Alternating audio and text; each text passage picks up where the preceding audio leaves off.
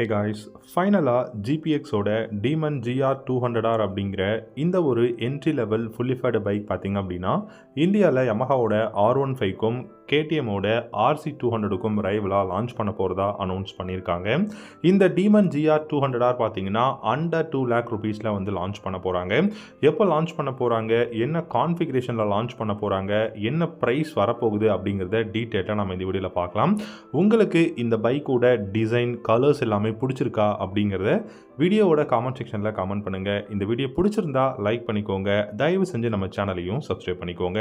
இப்போ நீங்கள் பார்க்குற இந்த பைக் பார்த்தீங்கன்னா டீமன் GR 200R அப்படிங்கிற நேமில் இருக்கக்கூடிய ஒரு என்ட்ரி லெவல் ஃபுல்லிஃபைடு பைக். அதுவும் பார்த்தீங்க அப்படின்னா இந்த ஜிபிஎக்ஸ் பிராண்ட் கிட்ட இருந்து. இந்த பிராண்டில் ரொம்பவே பாப்புலரான இந்த பைக்கை இந்தியாவில் வந்து இந்த 2024 இன்ட்ரடியூஸ் பண்ண போகிறோம் அப்படிங்கிறத அனௌன்ஸ் பண்ணியிருக்காங்க. அதுவும் இந்தியாவில் ரொம்பவே லெஜெண்ட் அப்படிங்கிற ஒரு ஸ்டேட்டஸில் இருக்கக்கூடிய R15க்கு ஈக்குவலாக வந்து லான்ச் பண்ண போகிறாங்க. எதனால் R15க்கு காம்படிட்டர் அப்படின்னு சொல்கிறாங்க அப்படின்னா, இந்த பைக்கோட இன்ஜின் ஒரு சூப்பரான இன்ஜின், நல்ல ஒரு பர்ஃபார்மன்ஸ் கொடுக்கக்கூடிய engine, initial pickup, top and performance எல்லாமே ரொம்பவே பெட்டராக இருக்குது அப்படிங்கிறத சொல்லியிருக்காங்க.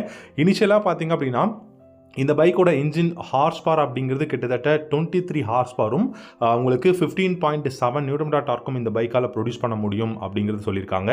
ஈவன் மோர் பெட்டர் தென் R15 அப்படிங்கிறது கூட சொல்லியிருக்காங்க. ஸோ இந்த பைக்கோட டிசைனுமே பார்த்தீங்கன்னா ரொம்பவே வந்து யூனிக்கான டிசைனாக இருக்குது. ஏன்னா இந்த பைக்கோட டிசைன் அப்படிங்கிறது பார்த்தீங்கன்னா கிட்டத்தட்ட உங்களுக்கு டியூல் LED ஹெட்லாம்ப்ஸாக இருந்தாலும் கொஞ்சம் யூனிக்கான டிசைனாக இருக்குது. இப்போ நீங்கள் பார்த்தீங்கன்னாலே தெரியும் எந்த அளவுக்கு யூனிக்காக இருக்குது அப்படின்னு சொல்லிட்டு. இந்த பைக்கில் யூஸ் பண்ணியிருக்கக்கூடிய கான்ஃபிகரேஷன் அப்படிங்கிறது ரொம்பவே வந்து டாப் எண்ட் கான்ஃபிகரேஷன் யூஸ் பண்ணியிருக்காங்க. கிளிப் ஆன் ஹேண்டில் பார்ஸ் ரொம்ப கம்ஃபர்டபுளாக இருக்குது. டிஜிட்டல் இன்ஸ்ட்ருமெண்டல் கிளஸ்டர், இந்த கிளஸ்டரை பொறுத்த வரைக்கும் பார்த்தீங்கன்னா உங்களுக்கு Bluetooth connection, navigation, call connect and disconnect, music on and half பண்ணிக்கலாம்.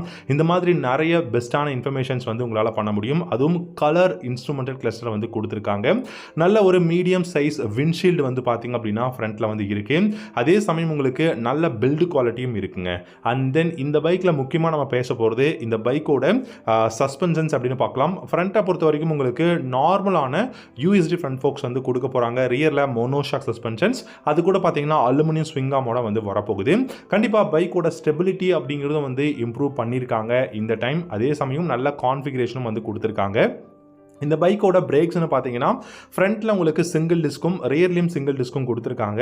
வித் உங்களுக்கு டியூவல் சேனல் ABS அவைலபிளாக இருக்குது. கண்டிப்பாக இந்த ட்ராக்ஷன் கண்ட்ரோல் மாதிரியான ஆப்ஷன்ஸ் வந்து இந்த பைக்கில் எதிர்பார்க்க முடியாது.